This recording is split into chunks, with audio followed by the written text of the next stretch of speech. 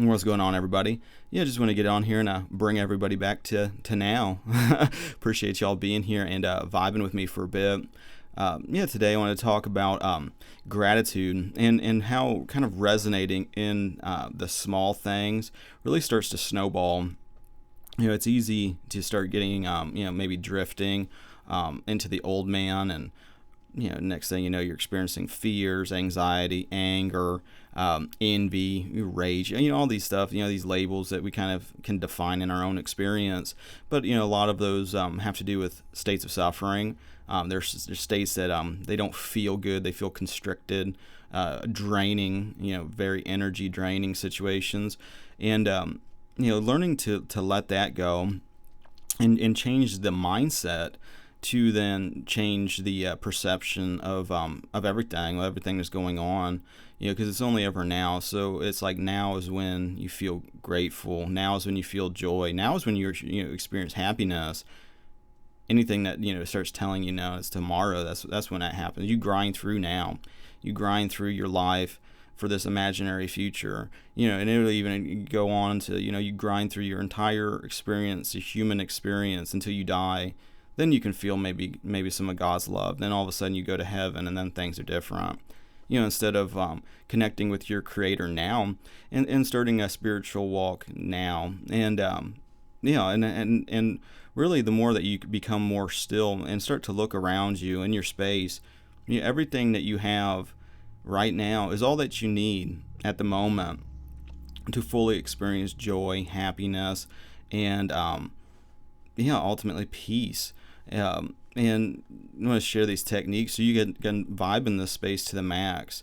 And it has to do with letting go of any type of I have some sort of willpower, like I'm going to muscle it out through my effort, through my own righteousness. I'm going to then experience these states of consciousness by doing and forcing and just me. I'm going to do the work instead of realizing that God already did the work. Our job is to just receive it. We've already asked for it. We've already believed that it's true. And now it's time to reap the benefits of a spiritual relationship with our Creator. And in that, realizing that everything we're experiencing, maybe how do I want to word this? It's like, God has already blessed you. It's already happened. Joy, peace, love, that's who you are. And when you are that, then all of a sudden you attract that into your experience. And who knows how it manifests. That's between you and God. But it's always, different than what you think. And it just goes to show you more and more of how anything is possible with God. And how our limited logical reason, your reasoning mind, the ego mind, thinks it knows the answer to these things. And it's like, well, if I just had fill in the blank, a better job, better relationship, better vehicle, better clothes, better looks, then I could be happy. All these things are striving in the future. But as you become more and more, in your walk, you start to see this relationship between the internal world and the external. And it's very hard to explain to others until you just experience it for yourself. But once you've seen it enough times where you're thinking about something, and then next thing you know, somebody answers it, some stranger at a gas station, some chance utterance is like exactly what you're thinking about. Oh, now somebody expresses it, you start seeing how connected everything is, and how the already manifested, the physical, the illusion, there's like a time delay. Even though there is no time, there's you moving through space, and then a series of events that lead you to a desired outcome. But how that happens, taking your hands off the wheel of that, I'm going to force it. When I have some external event, looking at that like, okay, well, now how does that influence my path? And realize that you are drawing these things to you, or you're resisting them. Letting go of trying to resist them. And maybe what I'm trying to say is think of it as God already sees you as perfect. It's you putting up these walls of resistance which then also influence the external, in your situations, in your in just the kind of reality that you're walking in your perception. It's like, if you have a mindset that that people hate you, or that like people are like out to get you, you know that belief, then all of a sudden you're like experiencing now in your day-to-day conversations and your day-to-day experience of people. And it's like, what the it's like, I'm just, then you have this like it reinforces this belief that you're right. And then that faith then gets then it's like you start to spin out. Then it starts to get more and more. It's like, wait, this can't be real. Why is this like that? And then you change your mind, you change your beliefs, you let it go, and then you start seeing that change. Then it's weird, but it's for you to experience for yourself. I mean, don't take somebody's word for this.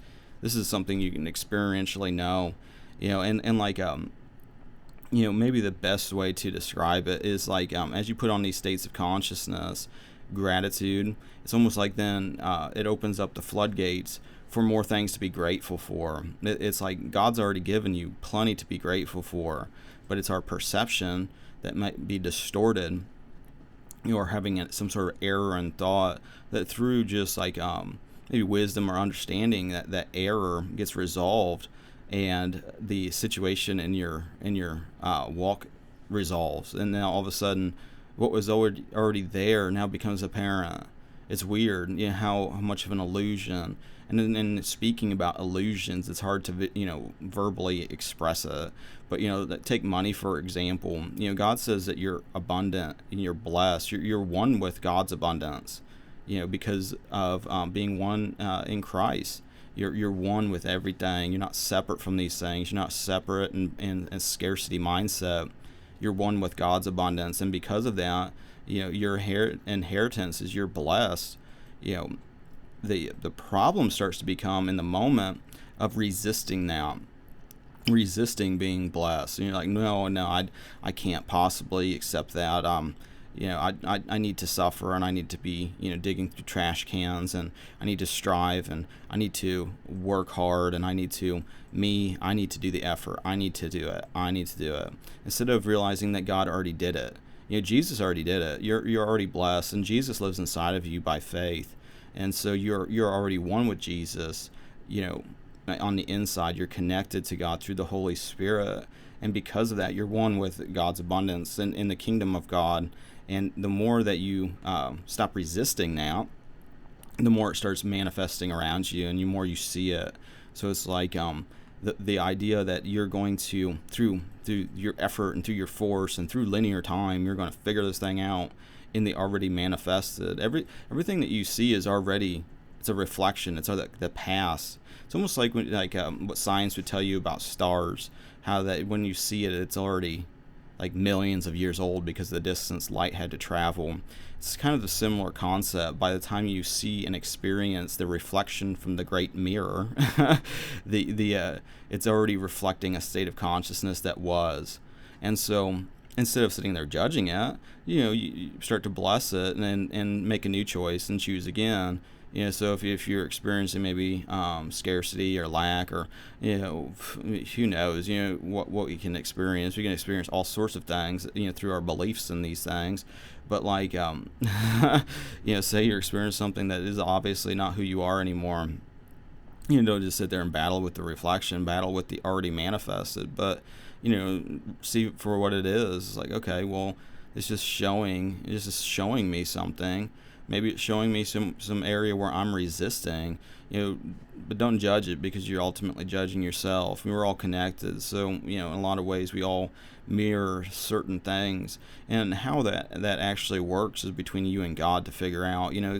God has this this big design, this big, I'm almost looking at it more like a video game. And, as you start to put on these states of consciousness by ultimately gratitude starts to shift the state of consciousness in a less fear kind of response, and more of actually who you are. Look at like these states of consciousness and almost personify them, like thankful, gratitude, with these I am statements. It's a state of consciousness. It's like clothes that you put on. It's not just some fleeting emotion, some fleeting state of consciousness. It's an identity, and when you put on that identity, then your reflection in the mirror starts to mirror that new identity. And if it's starting to mirror, a lot of times, like with fear, you're resisting, you're pushing things away. But with gratitude, you realize that it is not your effort and your willpower and some magical power that you have. It's God that's doing it, and God's only is constantly just blessing you in every moment of now. There's a blessing for you, and the more that you become consciously aware of that, the more and more you see it, and the more and more you're being blessed. It's almost like like money is a good example. It's like God's given you every bit of money that you could ever need. God's your provider. The ego wants to pretend like that's not true. Like, I got to strive, and I have to make the money. I have to get out there and grind. I got to do this job, and it's under my own steam. It's like you're pushing it away. It's like if you just thank God that God's my supply. In every moment of now, it's like here's $1, here's $1, here's $1. Maybe as a way to visualize that. And as you put on that identity of who you actually are, because you are abundance, and because you are, that's what you're bringing in. It's just coming to you. But if you put on scarcity, you're pushing it away. Even if you want the abundance, the act of wanting says that you are not that. And so letting go of that identity of the old, because you're new and everything's new, and your relationship with everything in creation is new, and it's connected with your relationship with God. It's almost like money. How you demonstrate that is your relationship with God demonstrated. It's your and that's with everything. It's everything that you're doing. Your life is what your spirituality demonstrated. For others, talk is cheap. You have lots of people that will just sit there and just parrot things, but it's another when you're being the change, instead of just, well, I hypothetically have some idea. Well, when you go all into something and you experience it's a little bit different. But like I wanted to share that concept though of like not resisting, but being thankful, because it's just automatically just being drawn to you as you put on these states of consciousness. It's like if you're grateful and you're in gratitude, gratitude is a person. Think of gratitude as being a person. Ultimately, being Christ. All these high vibe attributes. Love, joy, peace. All the fruits of the Spirit. It's one thing. But there's many aspects of the one. But as you connect with each aspect of the one, and wear that identity, it doesn't involve thinking about it. It's like you don't have in your mind, I'm going to think my way to feeling grateful.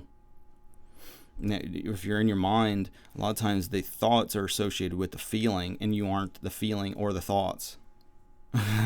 You have them, in a lot of ways you can cultivate those feelings and emotions, but ultimately love, joy, and peace is an identity, which you are. That's who you are. You are not fear, and you're not suffering. That's the other part of it. If you're putting on fear and suffering, well, don't be surprised then if then all of a sudden that's what you're bringing into your now, to your experience, and the already manifested, because the mirror of the external reality is constantly showing us who we are, and showing us showing us aspects of ourselves that we might not even recognize. And as you grow in your relationship with love and not fear, it's almost like in the fact that God did the work.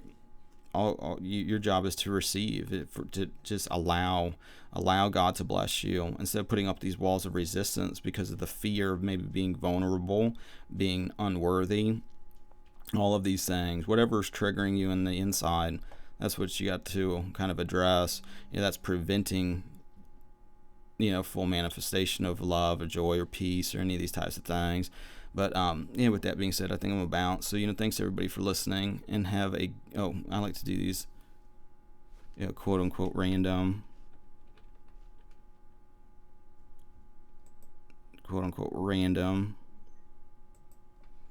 Bible verses. Nothing's random.